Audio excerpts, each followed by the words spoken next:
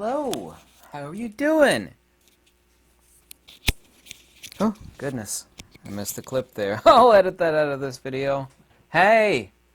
Um, my dear friends down south, they have got a farm here in Kentucky. Don't ask me where it's at, because I'm certainly not going to tell you.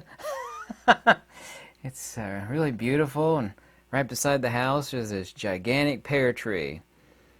And the pears on it are absolutely ginormous, and it's just huge pear tree, and there's beautiful peach trees, and it's beautiful water and everything. I don't want to give any details about it, but I've actually talked to a lot of people that have their entire life looked at diversifying their assets for investment and whatnot, and I don't pretend to be an investor, and I've never gambled in the stock market, because it kind of is gambling, obviously. It's educated guesses based upon detailed information. By the way, just as a side note, do you know why, like, really, really old trucks are going for, of course, all vehicles are up like an average of 35%.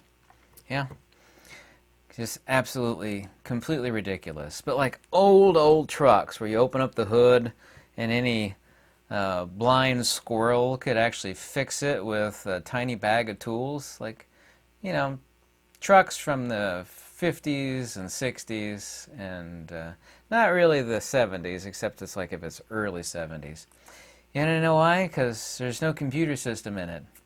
And with a box of parts that you salvage from the scrapyard, you could keep it running for an indefinite period of time. It doesn't require a mechanic with a PhD. I actually know a mechanic. He actually works for Volkswagen at Old Don Jacobs here in Lexington. He's an older guy, and he's extremely skilled master technician. I think that's his rating that he has. Very, very knowledgeable. By the way, he tells me horror stories about EVs. He actually works on some EV cars, some stuff that even I hadn't thought of, about how horrible an EV is. Anyway, he has a couple of those old trucks. I think one's a Chevy and one's an old Ford. Those go for astronomical amounts of money, because people that actually have their eyes peeled and their head on a swivel know what's going on, and they don't want a vehicle that requires a mechanic and obnoxious plastic parts, like when you like something breaks on your BMW. I used to have a BMW. The thing was a money pit. You have to order some super expensive plastic part, and it took like 2 technicians. Like, I actually had a BMW Z4. I mean, it was just a super fast hot rod, and it was very gorgeous. The hydraulics actually gave out on it the one time, and then the pistons went out, and each time they had to take everything off. It was like 6 hours of labor. Just astronomically expensive labor. Really expensive part, and the parts are... You kind of get this about cars. By the way, I didn't know Audis are so bad. As a master technician, they used to work on my Z4s. Like, come here, look at this. Come here. You pop the hood on this Audi, and to change or adjust the timing belt, it was at the back of the engine, so you had to take the whole engine out to change or adjust the timing belt on that Audi. By the way, that's just kind of brilliant engineering. And by brilliant, I mean only a rich, unintelligent person would buy it. But that's why those really old trucks are going for an enormous amount of money. I actually find it incredibly funny, in a not funny sort of way, that people don't realize that the entity that I'm going to call Hydra, and that would be the Who's and the Wefs, and you know what I mean by the Who's and the Wefs, and other entities, and the guy that looks like Emperor Palpatine from Star Wars. They've actually written books telling you exactly what they plan on doing, and they're in the process of doing. Evil people always tell you what they're going to do, because the actual good part that's within them, even though the waters of their soul are incredibly dirtied and murky, the actual water element within it wants to scream out and warn everybody what they're planning on doing. I find it really funny that people, they think it's not going to happen. It's just, for God's sakes, they've written books about this very thing. They've told you what's going to happen. You can actually see if, unless you've had your head buried at work and at home, which a lot of people do, it's just to me absolutely 100% impossible to think that people don't realize that this is going on. By the way, I've talked to a bunch of people and I noticed here, and I know everything has gone to online shopping now. You know, this is technically Cyber Monday, this Monday. I know that. A lot of people don't like to go out and shop. They like to sit in their undies and shop on their laptop. I do get that. I mean, that's been going on for many, many years. But Black Friday, where people would go out and shop here in the United States, it was, and this is, people say, I had someone say, well, the economy of Kentucky is really bad. You know, that's kind of a generally accurate statement, but Lexington is not. This city has always had when the country has always been in really dire straits financially, Lexington has always excelled. This is a white-collar town, and there's a lot of money here, a lot of money in Fayette County. So whatever has hit the country really bad, Lexington has always been isolated. Anyway, it was absolutely dead out. I want to hear from you about you know, how dead it is. And I talked to my buddy down in Miami, my friend down in Miami. He said the same thing. It was essentially dead. It was just dead. And I know the reason why. Of course, everybody's broke. Groceries are absolutely astronomical, and it just keeps getting worse. And when you get home, you wonder what you spent so much money on. You just look at it, it's like, surely this didn't cost like $100 or $200. Surely not, and yet it is. By the way, if any of you think that any of this is going to change the next time you whip out your pen, and you put your name in a checkbox next to somebody's name, I'll let you figure out what that means. You might be in for a surprise, because it's not going to change. People that are actually holding out hope for a certain person, and I don't care about politics, I'm not interested in discussing it either. Somebody with a different colored hair that is bombastic, whatever you think about that person in any way, shape, or form, that person has any chance? I mean, no. That person is not a politician. I don't care if somebody hates or likes that guy. He would actually throw a monkey wrench into the entire system that this evil cabal wants to have happen. I'm very shocked. Whatever anybody thinks about that person, I don't care, okay? I don't care about discussing that particular topic or that person, but that person would be it's not going to happen. People that, and I know how bad the current guy is, especially for the economy and countless other fronts.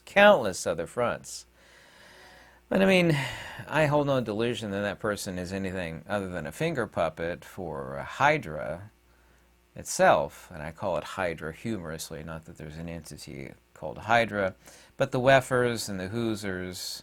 It sounds like something from Dr. Seuss, right? The Weffers and the Hoosers all showed up, but the Weasels and the... Yeah, I don't know if you grew up reading Dr. Seuss. As a young person, I did. By the way, this is a statistical fact. Something just over 80% of people don't have the fortitude to stand against what's going on. In other words, to resist. And a lot of people are just unaware because everybody's working twice as hard to make half as much. It's gotten to the point, and we all know this is going on, but it just keeps getting worse. It has gotten to the point, and man, how many hundreds of people have I personally talked to, either face-to-face or live stream, an enormous amount, that even if you have the money to get something done, to get somebody to do something for you, the money isn't allowing you to get anything done.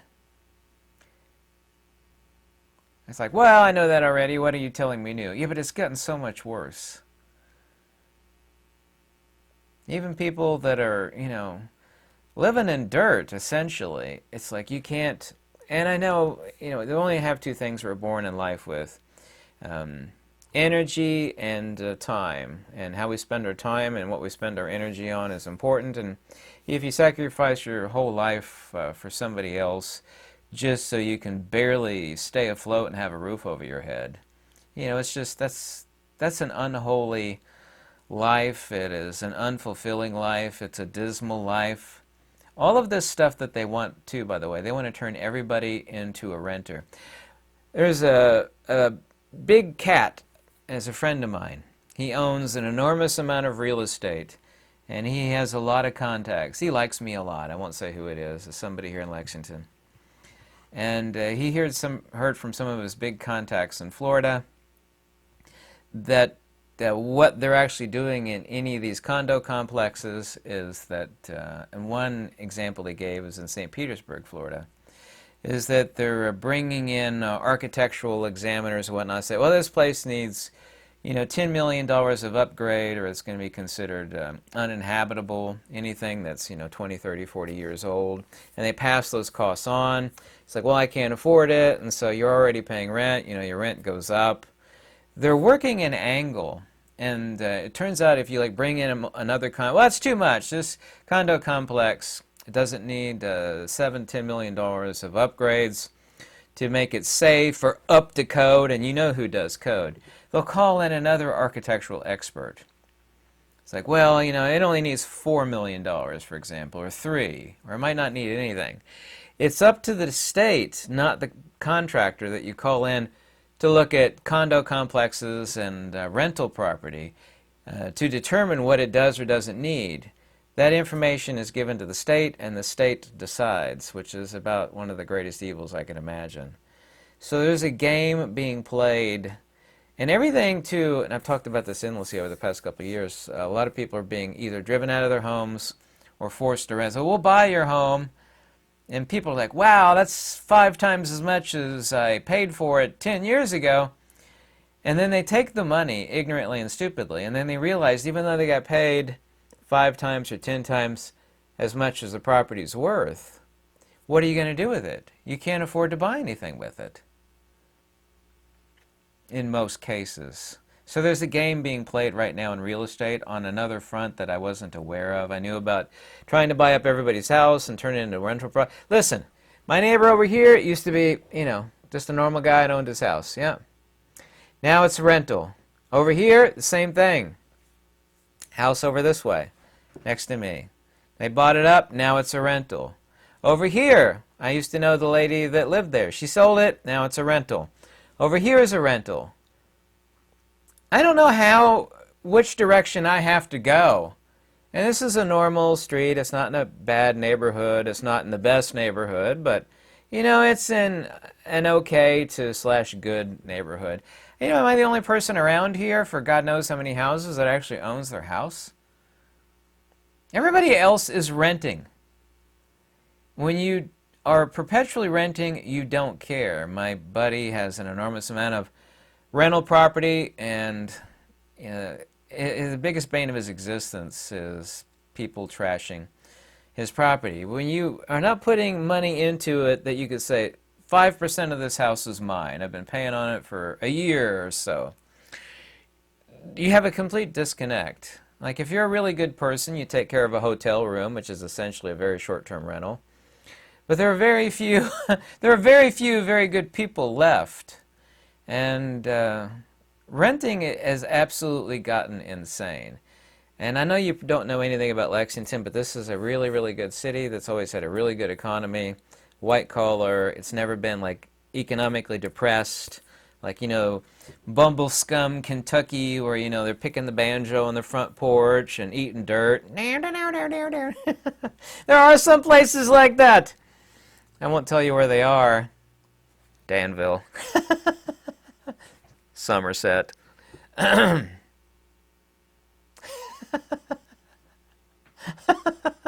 I'll edit that out of this video. Anyway, it's gotten really bad. Yeah, 80% of people don't have the fortitude to stand up to this. So even if you have the money, nothing can get done. We all know about quiet quitting. Nobody wants to work anymore. It just keeps getting worse. You think it was bad, and it just keeps getting worse. Nobody wants to work anymore, and I get it. It's like, why bust my butt to, you know, make some good money, but it's like, well, it doesn't go very far anymore, and I've sacrificed everybody. It's just the whole system is collapsed. And if you think that's capitalism, it's not. It's corporatism. Corporatism is an issue, and a lot of ignorant people really greatly confuse corporatism with capitalism. Why work? It doesn't pay. Well, it does pay, but you can't do anything with it because the money can't get it done. It's just sitting there. You can't get anything done with it. We're getting, remember that Mel Gibson movie, Bartertown? Who run Bartertown, right? A town based on barter, or a system based on bartering. You have your skills, they have their skills. Well, I got the cow, and you know how to butcher it. You butcher the cow, and you could have like a quarter of it or a half the cow. Half's too much just to dress out a cow. Why work? It just doesn't pay. People are going to have to develop swapping skills, and you're going to have skills. You can't see it in the video. You can see one of them here, sewing machine. I got an industrial sewing machine over here, the most powerful sewing machine in the world over here. Literally, it's a monster. Another one over there. I just made this today for a guy. 100% handmade by me. This is a holster. Yeah, I got crazy skills. I can make tons of wallets and belts. I've actually got a belt I have to make. I mean, it's getting to that point where money's not going to get anything done, and it's getting there quickly. All transactions are soon to be tracked. There needs to be a separate autonomous barter commerce. And if you say crypto, I'm just going to do nothing but laugh. I mean, digital farts, really, that's your answer? Digital farts? You need electricity for it to work, an internet for it to work, you need a network for it to work, and you need a pack of fools to believe in it for it to work. You can put all your eggs or part of your egg basket into crypto, and it's just shameful. But do whatever you want. I don't tell anybody what to do. It's going to come down to tangibles and food. Here's some examples. I got a bunch of these in the basement. I also too got a lot of decking nails. Remember back in the day when all nails were handmade, and when they needed the nails from an old cabin or a house, they literally burn it to the ground so they could get the nails out of it. It's nowhere near like that today, obviously, so since these are spit out by the tens of thousands at the places that make them. But these are Starhead stainless steel 3-inch screws. But I have some huge buckets of deck screws, the ones that don't rust, the really good ones, the grip right. And I've have quite a bit of experience with testing different screws, and I've looked at different screws that people have actually tested, several different criteria, how easy it is to strip them, how they hold up, so on and so forth. And grip right, along with 3 others, are top. But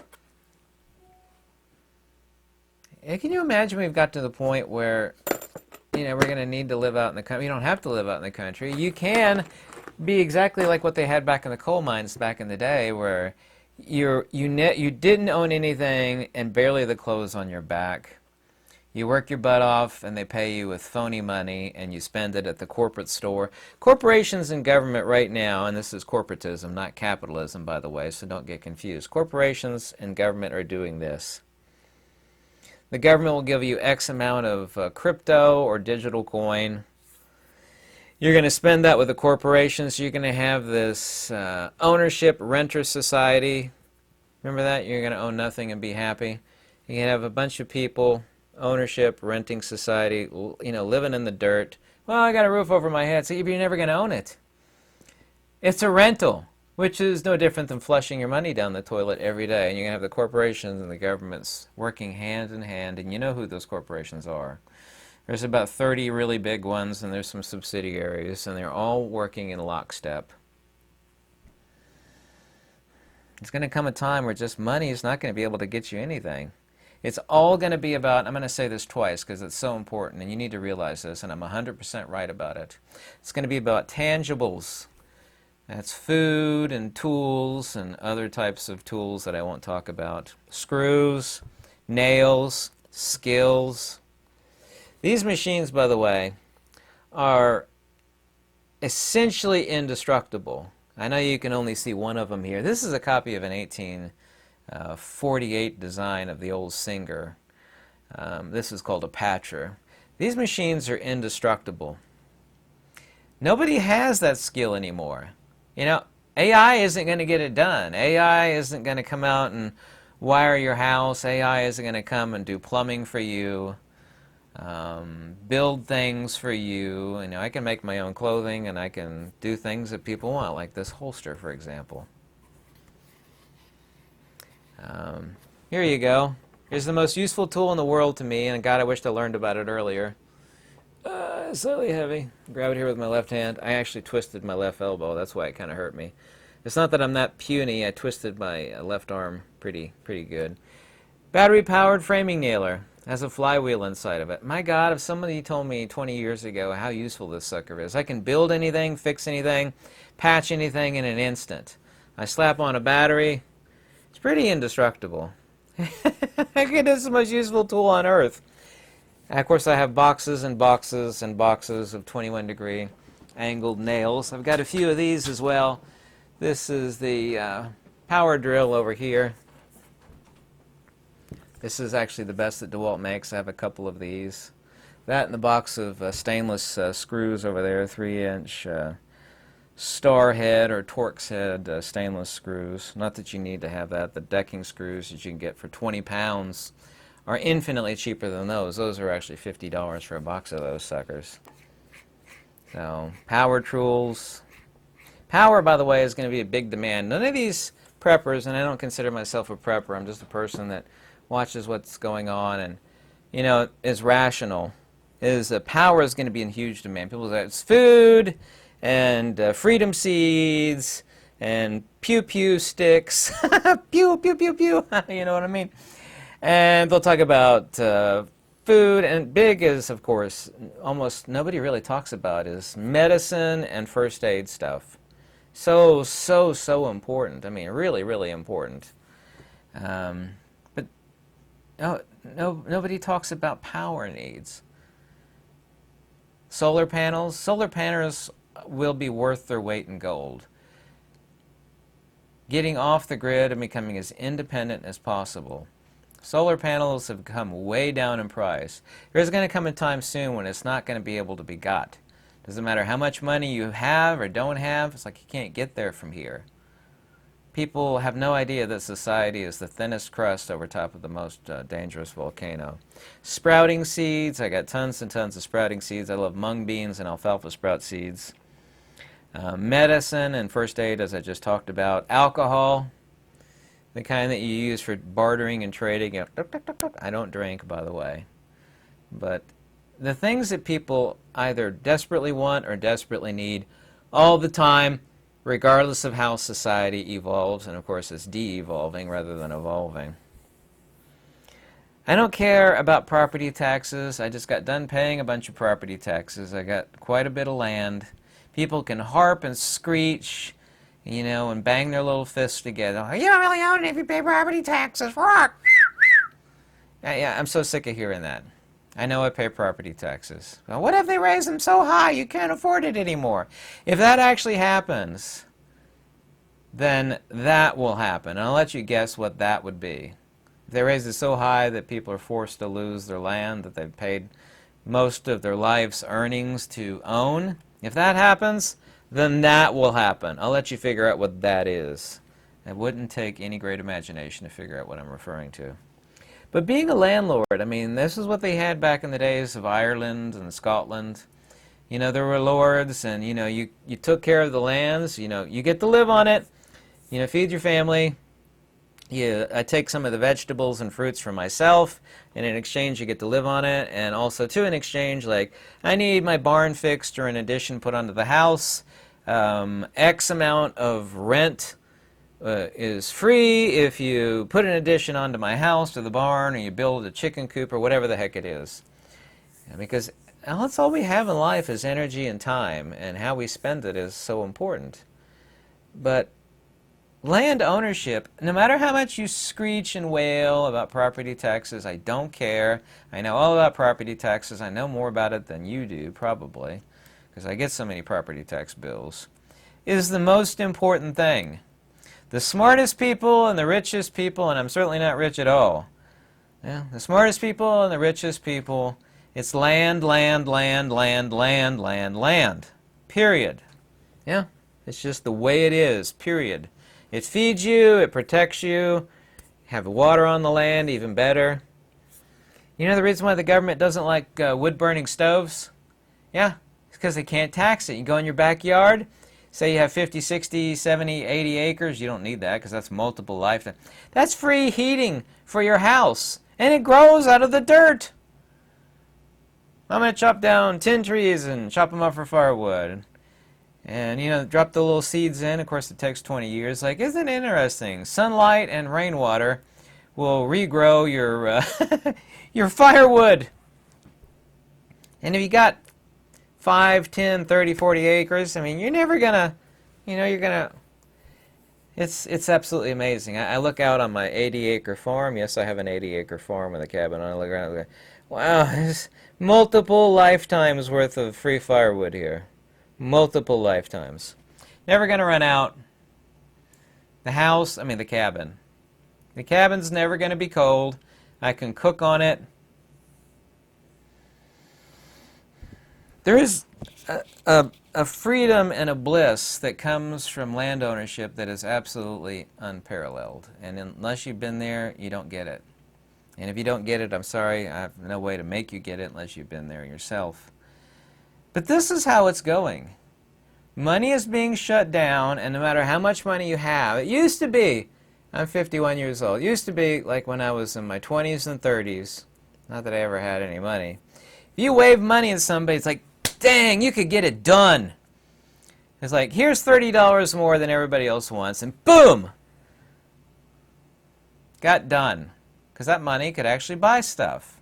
It's like, you get it done. Like, I need firewood brought to my, I'm not going to cut it unless I have to. It's really, really dangerous work. Well, hey, you got your own, whip your own axe, you're lazy. No, I'll do any kind of grunt, hard labor you want, but I'm not sitting there for the cheap cost of firewood. I'm not going to sit there and start swinging that axe. And no. If I have to, I know how to do it. I take the skinny trees, actually. That way you don't have to split it. You just, of course, they have to be cured.